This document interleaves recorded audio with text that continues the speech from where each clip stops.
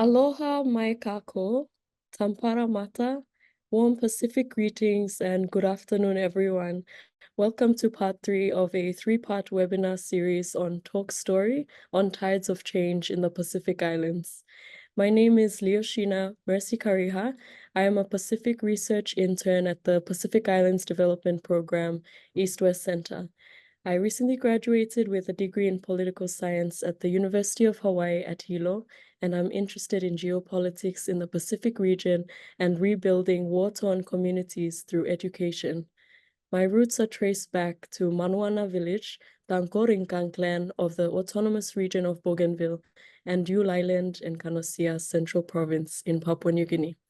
I speak English and talk Pisin, and I love photography and video editing.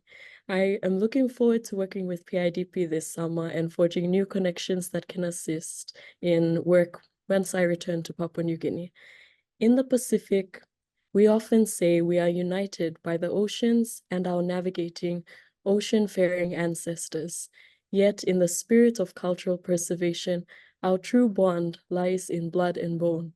We are connected through the soil, buried within it, and guided by the belief that we must return to these lands after our time on Earth and our contributions to our community. We are not solitary individuals, but place value in community.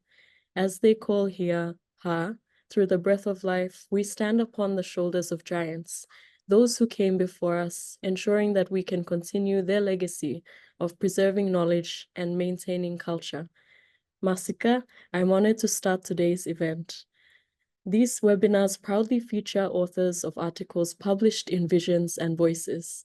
Visions and Voices is a fresh quarterly publication featuring essays, articles, commentary, and concise pieces relevant to the Pacific Islands region. We intend to host these webinars 4 times a year, coinciding with the release of each quarterly issue of Visions and Voices. Our Pacific traditions remind us that our ancestors transmitted knowledge orally through spoken words, songs, chants, conversation, and storytelling.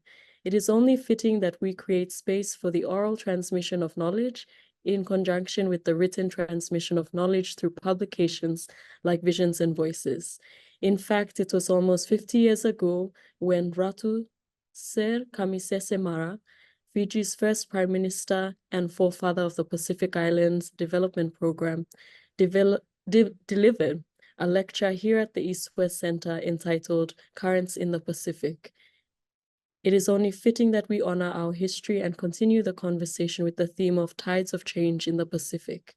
Before I introduce our speakers, I would like to briefly note, I will now pass the floor to Keone, who will moderate the panel and introduce our author panelists, who each will provide us with important insights and provoke thoughtful dialogue.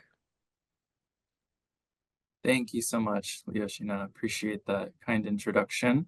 I would also like to note on behalf of our organization that PIDP joins all Council of Regional Organizations of the Pacific in observing Thursdays in Black.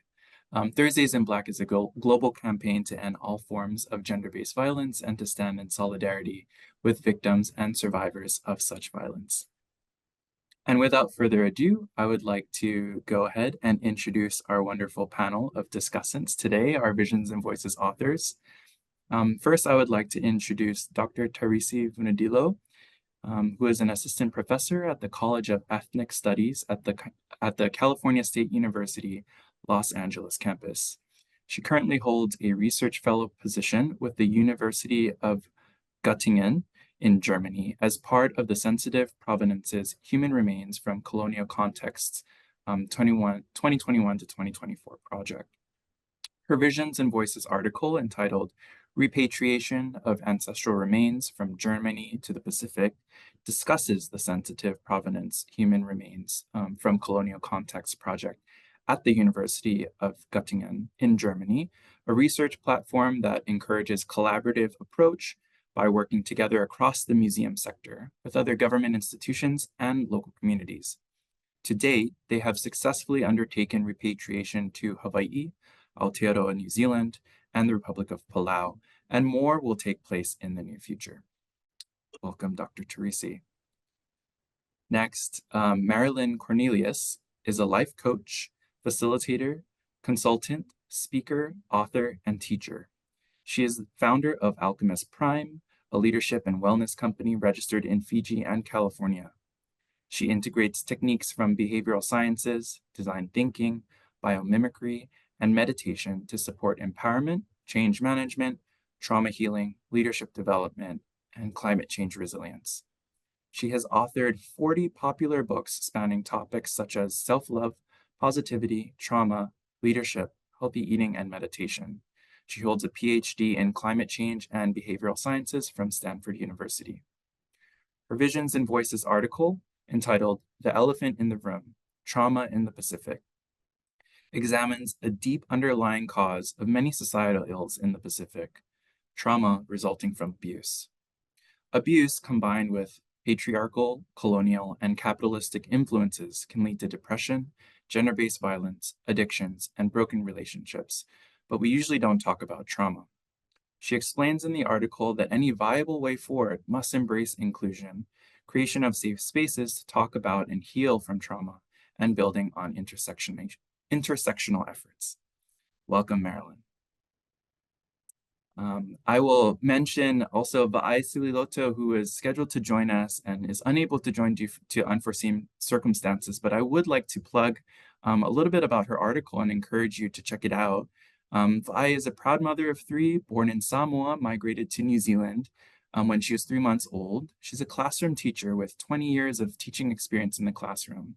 And she's passionate about Pacific education and Pacific learners and is currently in her 2nd year of her PhD about effective teaching for Pacific learners. Her Visions and Voices article entitled "Tides of Change: Effective Teaching for Pacific Learners, Know Me, Teach Me," is a brief exploratory snapshot about some culturally responsive teaching pedagogical practices that can enhance academic engagement and benefit Pacific learners in Aotearoa, New Zealand. Last but not least, I would like to introduce Nora Nelson, who is a international climate change, water, and sustainable landscapes consultant with experience in 40 countries. She has worked for organizations including the International Water Management Institute, the United Nations, USAID, the World Bank, others, and with various government, NGO, and private sector partners. Nora is participating in this panel on behalf of a larger group of experts funded through the National Science Foundation Convergence Accelerator under Track K, Equitable Water Solutions. Their article, entitled "The Pressing Need for Resilient, Equitable, Safe, and Sustainable Decentralized Wastewater Solutions for the Pacific Islands," explains that islands around the world face unique water and wastewater management challenges that are made more complex and dynamic in a changing climate. In Hawaii, the task of converting more than 83,000 cesspools by 2050 will require collaborative and innovative approaches that will meet policy mandates, effectively address engineering challenges, empower communities and make them more resilient, and safeguard natural resources and local economies. With funding from the National Science Foundation, the authors are engaged in a 4-pronged approach to develop and promote decentralized wastewater solutions that can be scaled across Hawaii and replicated in the unique context of islands in other regions. Welcome, Nora, as well. To kick off our discussion, I would like to ask each of you to share what inspired you to choose your topic for your article. If we may begin with Dr. Tarisi, followed by Marilyn, and then Nora. Vinaka Vakalevu Keoni and Muambula Vinaka and aloha to you all. Thank you so much for the opportunity given to me today to say a few words about the article that I've written and also the work that I've been working on. And also I'd like to acknowledge the traditional owners of this land that I am speaking from and all the people that I represent as well. In terms of your question, Keoni, as to what inspired me to choose this topic, I was inspired to send in my paper due to the fact that the work that I was doing in the Pacific was very relevant, and it's a hot topic right now as we speak. And I was really inspired when I got the email from East West Center for submissions of articles. And I thought that I should take this opportunity while the topic of repatriation is quite a hot topic right now. And I'm also right in the middle of the research that I'm doing in Germany, that I should send my article in. The other one too that I thought about was through the amazing work of the East West Center. I feel that my article can have a more outreach to the many communities in the Pacific, so that they can also be informed of the work that I'm currently doing, because I know that this will impact them one way or another. And then lastly is also I was inspired to send in my paper because I feel that sharing what I'm doing in Germany with my team will also provide a glimpse of what happened 100 or 200 years ago in the Pacific, a piece of history that not very many of our Pacific communities knew about, which is to do with the taking of human remains, our ancestors, from their graves, from caves, from the islands themselves, and taken away to Europe for research purposes. So Keone, those were some of the key points I wanted to share that were the inspiration of how I wanted to submit my paper. Thank you very much. Over to Marilyn. Thank you, Keone. Thank you, Dr. Tarisi. Hi, everyone. My name is Marilyn, and I'm also very honored to be here on this panel. I'm speaking to you from Suva, so I want to acknowledge the original inhabitants of this place. And for me, the inspiration was twofold. I attended the Pacific Update last year, and it was held here in Suva at the USP, the University of the South Pacific. And I was attending the panels, and I was really struck that there was nothing being done. There was no funding, no research, no thematic focal area to do with trauma. And as a coach who works with leaders who are willing and ready to address their own trauma patterns, I was really struck by this. It's something that's always on my radar. So I asked a few questions, and I realized that this is a glaring gap. And I also realized that trauma is ubiquitous in the Pacific. Dr. Tarisi just talked about the trauma of having your ancestral remains taken. And there's a lot of intergenerational trauma. And so I had also recently published a book called The Soul of Feminism, and in which I talked about some of these gaps in the Pacific. And so I was really inspired when I saw the call for articles to write something concise to call attention to this fact that we in the Pacific suffer so much from so much trauma. We're among the highest in the world in rates of domestic violence. And yet we don't even talk about it. We're not taught to face it or to really find ways where we can articulate and talk about the ways in which we have been wronged and the ways in which our trauma is really affecting our behavior, whether it's in personal or professional relationships. And so that's what really compelled me to write my article. Thank you.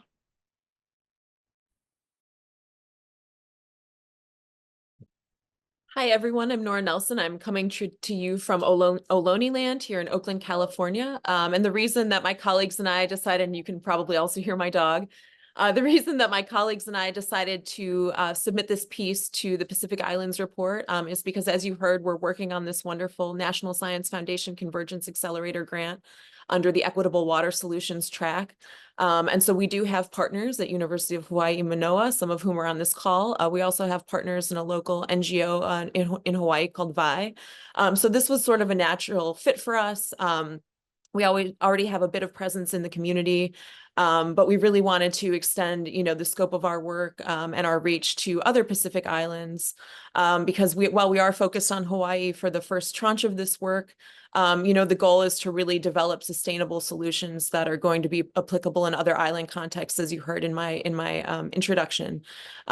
This is also a really important topic because it cross-cuts with many facets of community-based work, helping communities become resilient to climate change, focusing on public health issues, but also the cultural continuity piece and how this type of work can help preserve traditional communities, ways of life, practices, and really pay homage to communities that in many ways have been overlooked, especially when we're talking about water equity.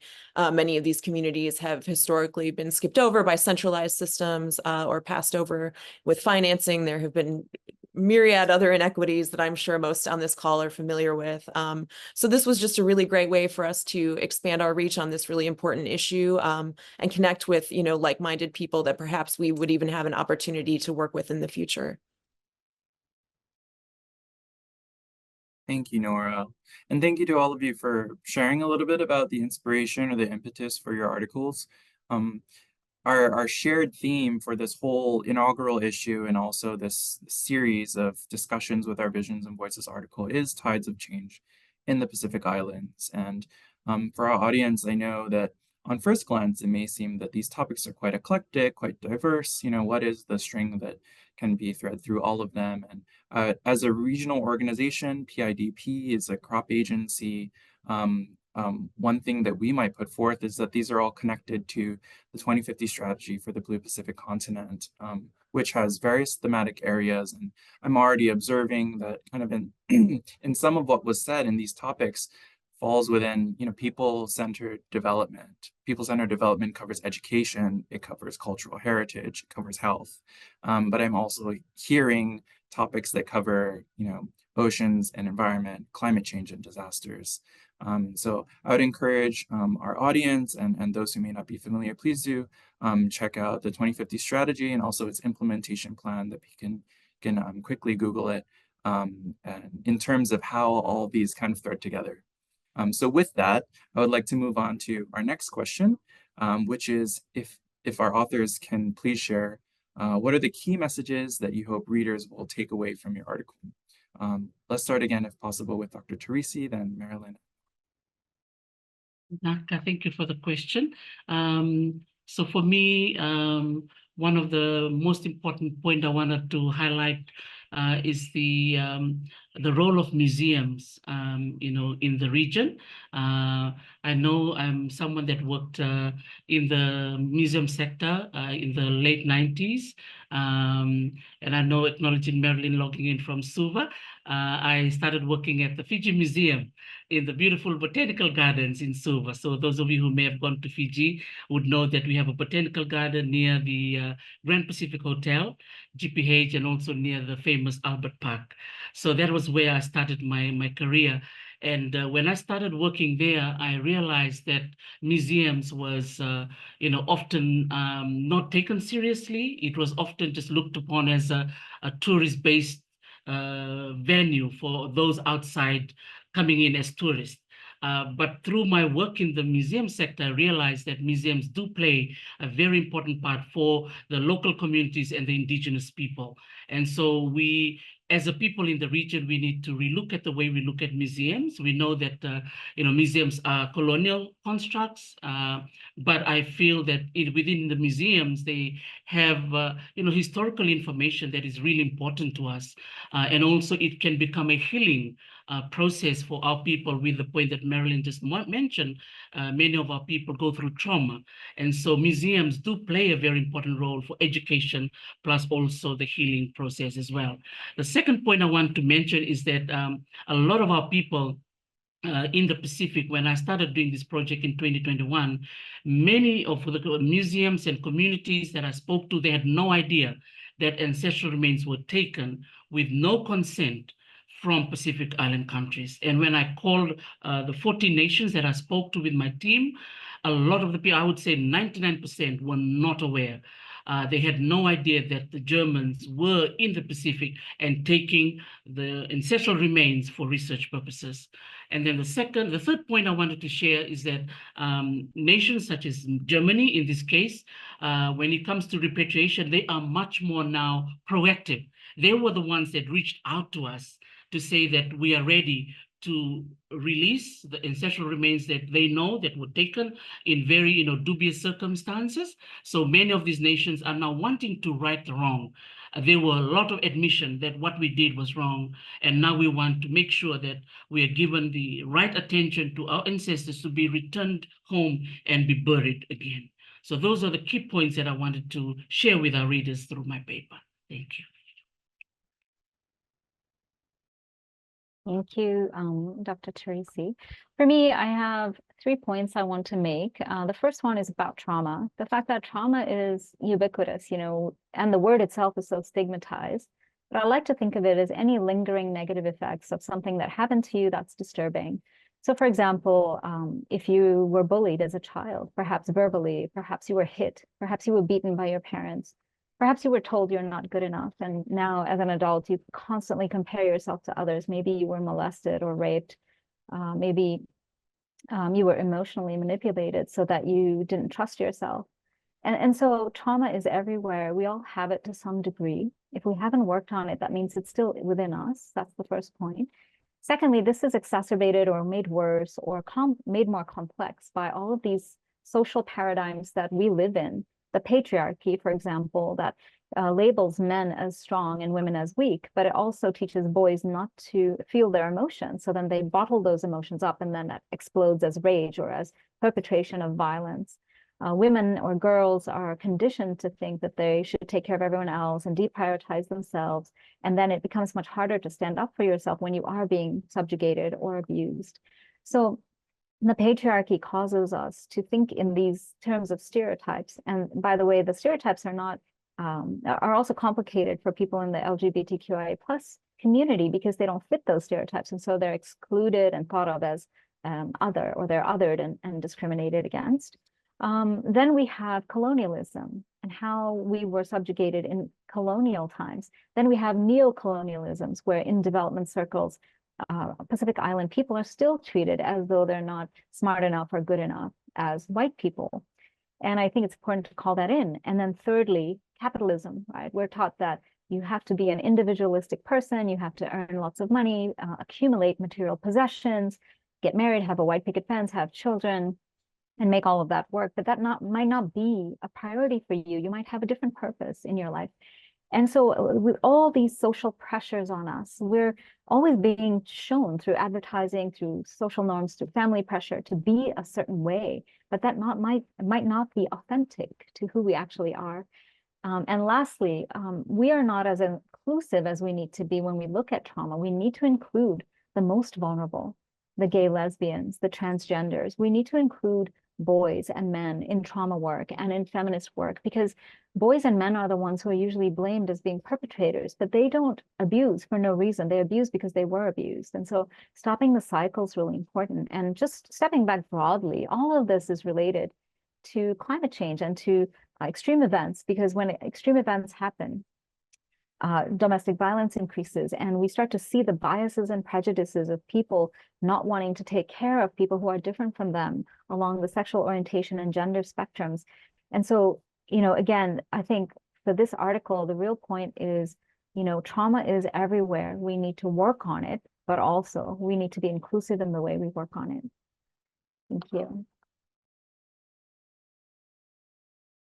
So I think it's important to remember, if you take the time to read our article, this seems like a very wonky topic. And indeed, our team, we love to nerd out. We have engineers, we have social scientists, we have other scientists, we have people that do a lot of analysis and economic work. But really, the work that we're doing and the problem we're trying to solve is really straightforward, and it cross-cuts with pretty much all facets of island life.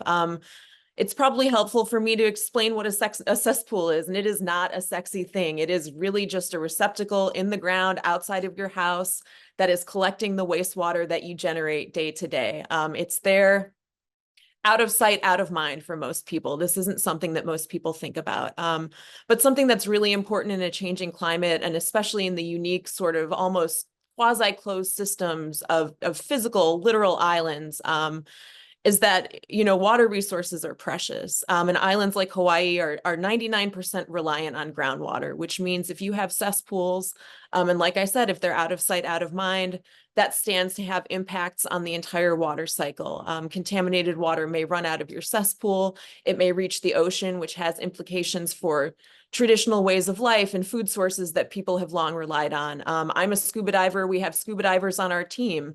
It has massive impacts for Pacific economies in terms of just tourism and the health of reefs and the subsequent health of fisheries. If you we talk broadly about water and sanitation equity. Several of my colleagues, if you have issues with accessing proper sanitation or proper water in your home, that's an opportunity cost that you're potentially, you're not spending on education, your job, spending time with your family. And cesspools, they're great when they work, but once they flare up, you're faced with a very expensive problem. So while this really seems to an outsider like perhaps it should be an individual problem, it's on your property, that's your problem to deal with. This is really an issue that impacts all of us. And especially when we think about groundwater supplies on islands, it's counterintuitive, but islands like Micronesia, Hawaii, many of these places are actually trending drier. So the water that they do have becomes all that much more valuable because they're not getting the rainfall. Groundwater is not getting replenished. So it's really important to find innovative ways to solve these challenges, but also ways that don't rely on our traditional systems like centralized water and wastewater utilities. Thank you. I really appreciate what's being said about kind of our connection to the environment, our connection to place, our connection to our ancestors, highlighting a lot of important points. In respect of time, let me go ahead and move on to our next question. And maybe this time we can lead with Nora and then Marilyn and then Dr. Tarisi. But do you mind sharing if there were any surprising discoveries during your research, during your writing process, during any part that led up to the production of the article that you published with us? And it back to Nora. I think, like I said earlier, on our team, we're all pretty wonky and we're kind of steeped in this world of water and sanitation and just poop and, water equity. So I think for us, a lot of what we've found has not necessarily been surprising, but we have heard a lot of new perspectives. I think something that is perhaps surprising is that Hawaii, one of the reasons we chose Hawaii as sort of our test case, is that Hawaii has a state mandate by 2050 to convert these 83,000 plus cesspools. But it's really interesting because the systems that are in place to help do those conversions simply, from what we've heard, cannot meet that timeline. It's not going to be realistic in the way things have traditionally been done. So, ideally groups like us can come in and help innovate some of those solutions. We're very focused on creating a smaller footprint, not only for the wastewater technology itself, but also finding ways that we can streamline the process and include engineers, but not in a way that's going to jack up the cost and the timeline for everyone involved. I would just say above anything else, the perspectives we've gotten from people in the community, it's not surprising, but we're so grateful for how open people have been because, like I said, this isn't a sexy topic. It's embarrassing, right? It's poop. It's how you deal with your waste at home. That's not something people necessarily want to talk about or feel comfortable talking about. So I think I just really speak for the whole team that we've just been really heartened by, the positive feedback we've gotten, the willingness of people in the communities to really support us. And yet we're really looking forward to the partnerships that come out of this, and working to advance this with stakeholders at all different levels. So. Thanks, Nora. I was raised by a doctor, so for me, poop's really important and something we talk about all the time because if there's something wrong with your poop, there's something wrong with your body and your health and well-being. So I just wanted to throw that out there.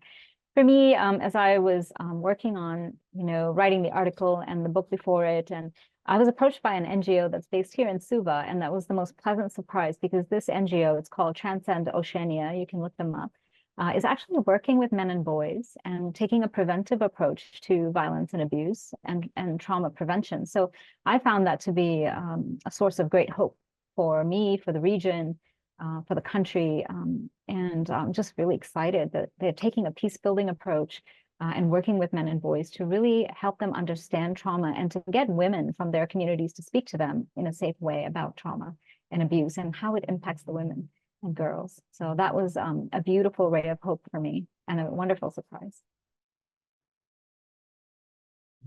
Thank you for sharing, Nora and Marilyn. I'm learning so much too, just by hearing what you're so passionate about. Thank you. So for me, in terms of some surprising discoveries, one thing that I found out was that the ancestral remains that were taken from the Pacific were not only taken from German colonies, because that was kind of like my initial thought when I was asked to be part of this project. So I found that, Germans were were in town 100+ years ago. They colonized Samoa, Nauru, and many of the islands in Micronesia, all the way to Papua New Guinea. So I just thought, okay, the human remains that we will find in Germany will be only from the colonized nations. The answer was no. We found that there were lots from Hawaii, and also from New Zealand, and both of them were not German colonies. And even when I was there, because I'm originally from Fiji, we didn't have a lot of our ancestral remains from Fiji there, because the Germans, they didn't come to collect in Fiji. But I found out when I was in Leipzig, on the east of Germany, that we had an ancestral remain from Fiji in their collection. And I'm thinking, how did it end up in Germany? So that's another project that I'm trying to find out. So I'm on this investigation route, which is really cool.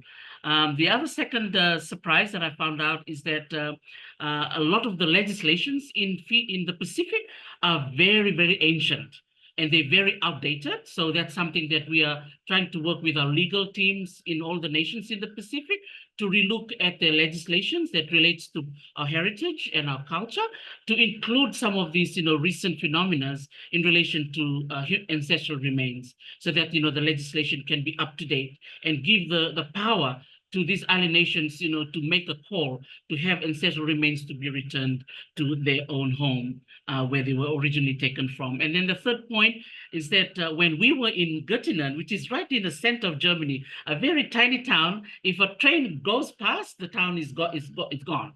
You don't even know you've passed this little town. But it has a very amazing university, where I found out when I was there, there's about 40 Nobel Peace Prize winners from this university. It's amazing, in Göttingen. And so when we were there, when the media was following work that we were doing with our researchers from Africa and Oceania, other museums started contacting us, from other cities. And they were like, hey, come to visit us. We have, remains from New Zealand here. We have remains from Palau. So it opened up this vault of, information and all of that, which was a surprise for us. But it was good in a way that when this project that I'm on right now comes to a conclusion, then it opens up other opportunities for our team to work with other museums around Europe, to also, facilitate the return of our ancestors. Thank you, Keone. Oh, thank you all very much.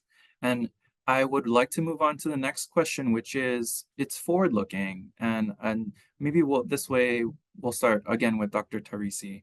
But the question is, how do you see your respective issue impacting the Pacific Islands in the near future? For better or for worse? If things go well with your issue, what do you expect? If things don't go well with your issue, how might this affect the Pacific as a region? Let's start with Dr. Tarisi and then Marilyn. Thank you so much. Yes, so for me, one of the impact that I would like to see, maybe on a positive note, is to encourage a lot of our local museums to be more ready. So when the ancestral remains are returned from overseas, our local museums, are ready to receive them. So with my work, even though some people were wondering, why did we have to work with museums? Why can't the ancestral remains return from Europe straight to the community where they're from? I felt that the museum is like a neutral venue where the ancestral remains can come into a neutral place, and then they can be able to work with local communities for the discussion of reburials.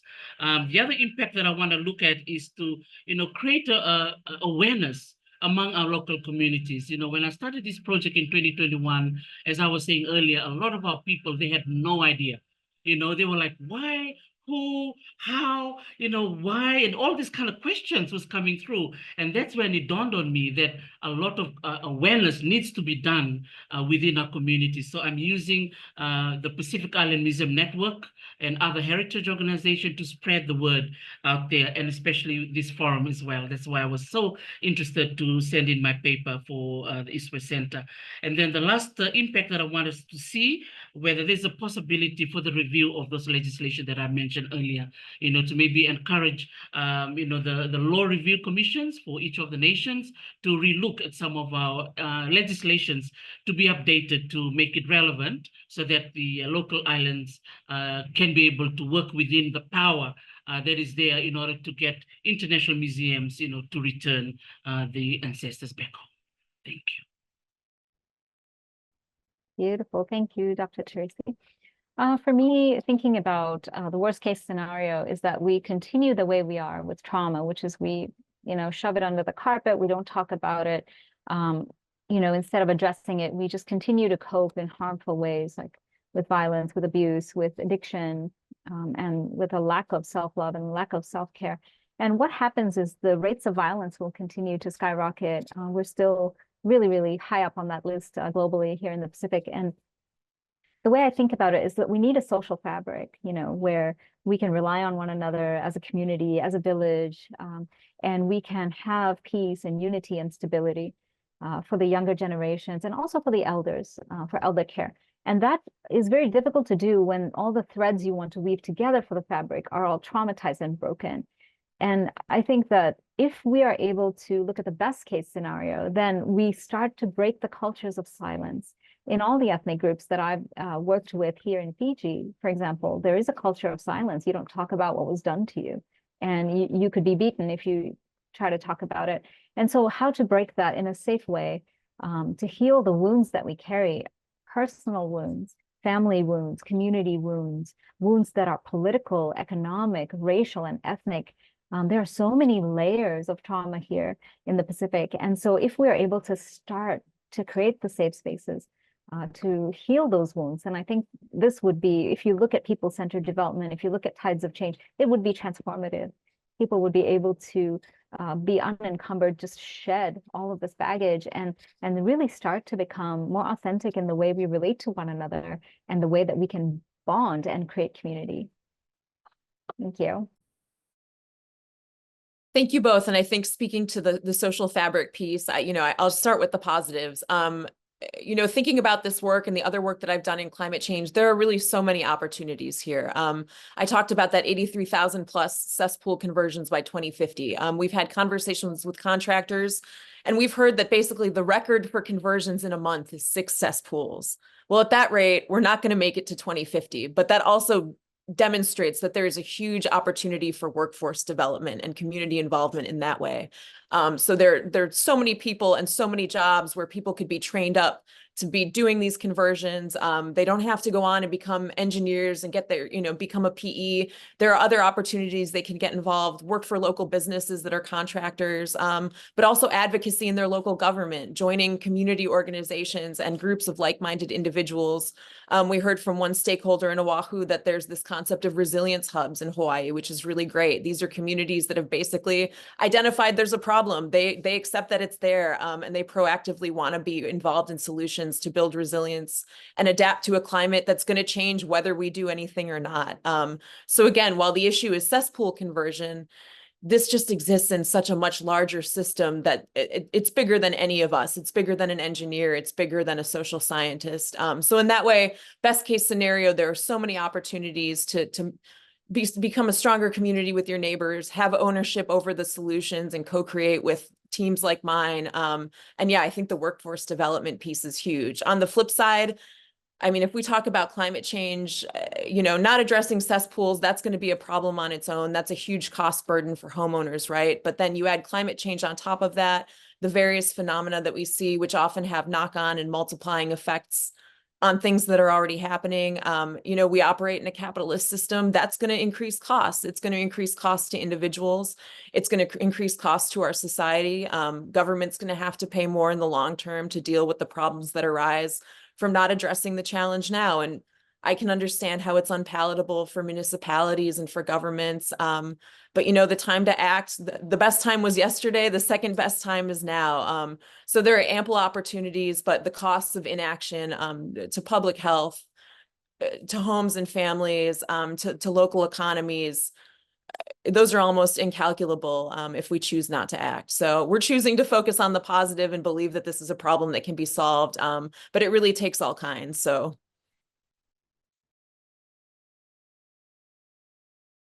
Thank you. I appreciate all of you kind of sharing, best case scenario, worst case scenario.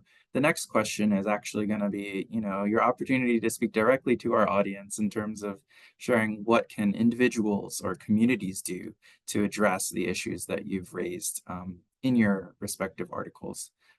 So maybe for this one, we'll start with Dr. Tarisi again, and then Marilyn and then Nora. Thank you so much, Keone. Yes, for me, I would like to see a lot of young Indigenous Pacific Islanders to do a lot of work and research in this field, in museums and repatriation.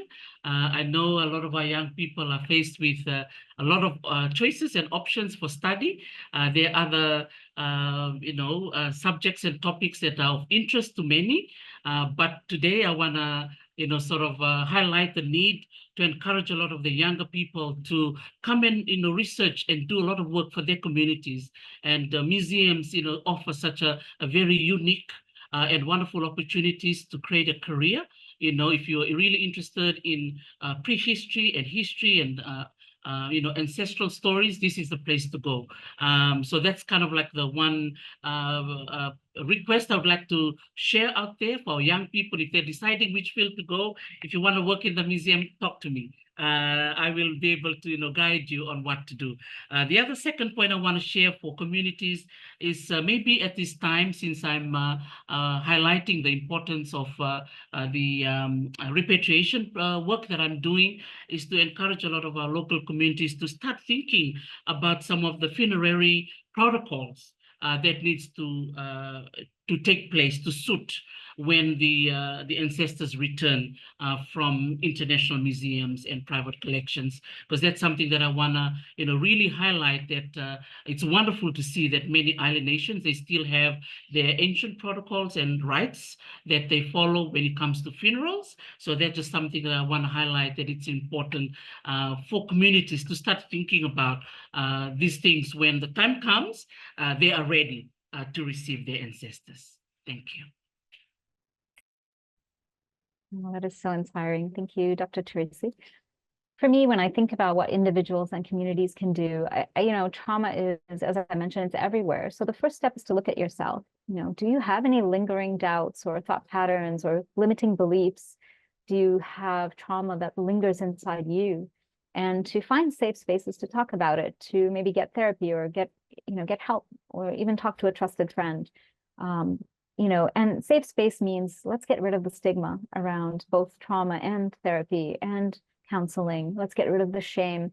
Let's start to oppose this cultural norm of silence. And I'm really excited to report there is a conference happening later this month here in Suva. It's called Be the Voice.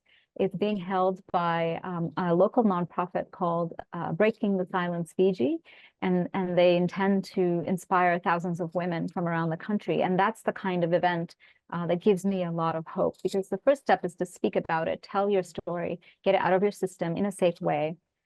If you're looking more broadly at community work, development work, what can people do in groups, look at different sectors, look at families, businesses, nonprofits, civil society, peace builders, climate professionals, gender specialists. We all need to come together. We cannot solve this in silos. We need to speak across each other, to each other, across agencies, across organizations. The faith-based movement is so strong in this, and some of the churches are doing really important work here. And so my second point is just to be inclusive and to be cross-sectoral or intersectional. Let's reach out to people who are different from us and do this work together, because in some ways trauma is a unifier. It doesn't care about your gender, your race, your ethnicity, your sexual orientation. If you have been abused or if you've been mistreated, you will carry those symptoms, and you will have maladaptive or harmful coping mechanisms like addiction or violence. And so it's really important to break the stigmas and start to talk about it, and start with yourself. We can only effect change in ourselves, and then we can inspire change in others. So that would be my recommendations. Thank you. Thank you both. And thank you to all of you that are on this webinar right now, because you've already taken the first step, which is being here today. So that's a signal that you've already bought into all of these issues and challenges on some level. So thank you for that, and pat yourself on the back, because that's the first step. I think since our topic was very specific to cesspools, I'm going to broaden it out a little bit and talk about the climate change piece, but also the equity and sort of environmental justice piece. So the obvious logical things, and especially to those of you on the call from the US, call your representatives. If you live in Hawaii, please call your representatives, because there is this state mandate. This is something that needs to happen. So I know that, maybe they wouldn't love to hear from you, but I think it's incumbent on all of us to do our civic duty in that way. If you're not comfortable with that, think about what your strengths are. Maybe you're not a subject matter. That's okay. Maybe you're a graphic designer. Maybe you're really great at community organizing. Find an outlet in your community, or an organization that really resonates with you, because this isn't an issue just of water access and equity on islands, literal islands, but it's also an issue for metaphorical islands, right? Myself and some of the colleagues on the team have done a lot of equity work. And we talk about these metaphorical islands or donut holes all the time. You see them in Appalachia, the Deep South, Texas border colonias, the Central Valley of California. These are communities often that are in the sight line of power and water utilities, but for whatever reason have not been given access. These are often low-income communities or communities of color.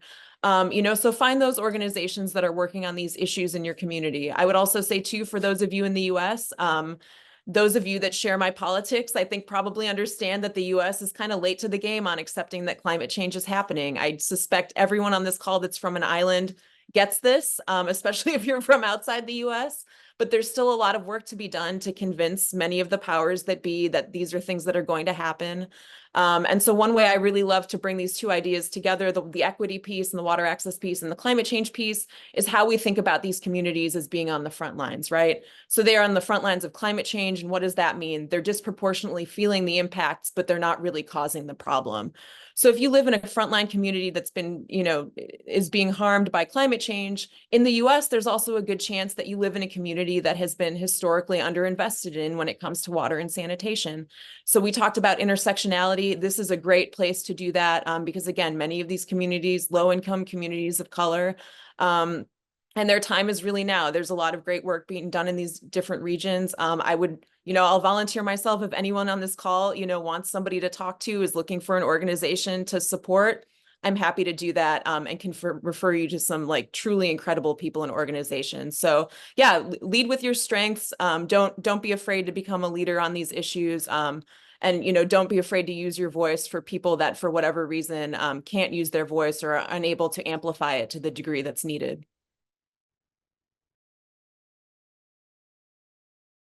Thank you, Nora. And thank you to all of our authors and discussants today. I see our time, and I think that was actually going to be our last question, to be respectful of everyone's time. But I just want to thank all of our panelists for their insightful contributions, also our engaging discussion. As our subject matter experts, your perspectives have really been helpful in providing us with a deeper understanding of these issues at hand. And our discussion today, it covered, everything from cesspools to really behavioral health, trauma, and our connection to our ancestors and the remains that still need to be returned back to the Pacific, and how do we go about that? But what was kind of cross-cutting through all of the remarks were the need for collaboration, and to break down the silos and to work together, because if there's one message I've got from all of you, it's that there's a lot of work to be done. Even in your specific areas of focus, there's a lot of work to be done, and appreciate each of you for breaking down kind of the call to action into simple steps that individuals can and communities can engage in. I would like to also say to our audience that although this talk, story, and this series actually has concluded, please don't let the conversations end. Continue these discussions offline, explore how you can apply the awesome insights that have been shared to your own work in your own community. Of note, the views expressed in our publications are those of the authors and do not necessarily reflect the views of PIDP or the East-West Center. I also want to extend a heartfelt thank you and mahalo to our audience members who submitted thoughtful comments and questions in advance, which informed the questions that we asked our panelists today. I also want to extend a special thank you to Bars, Luciana, and Amber, who are behind the scenes working to ensure that this is a successful webinar. And to all of those who are in our audience and maybe watching this on demand at a later point, we do accept submissions to Visions and Voices throughout the year, 800 to 1,200 word pieces that relate to the Pacific Islands. Our next deadline as of today is June 30th, but we have 4 deadlines throughout the year. please consider sharing your work with our audience. You can learn more about how to submit on our website at pireport.org. Also, for those of you based in Honolulu or who will be in Honolulu for the Festival of Pacific Arts and Culture, we invite you not just to the not just to FestPac, but also to the Celebrate Micronesia Festival, 9 to 4 p.m. on Saturday, June 15th at the Bishop Museum. So this is our final talk story for this issue, our inaugural issue of Visions and Voices. Please be sure to subscribe to our email list at pireport.org/subscribe so that you are notified of our next date for the webinar series, which will likely be after August. Thank you all for joining us and have a great day. Take care.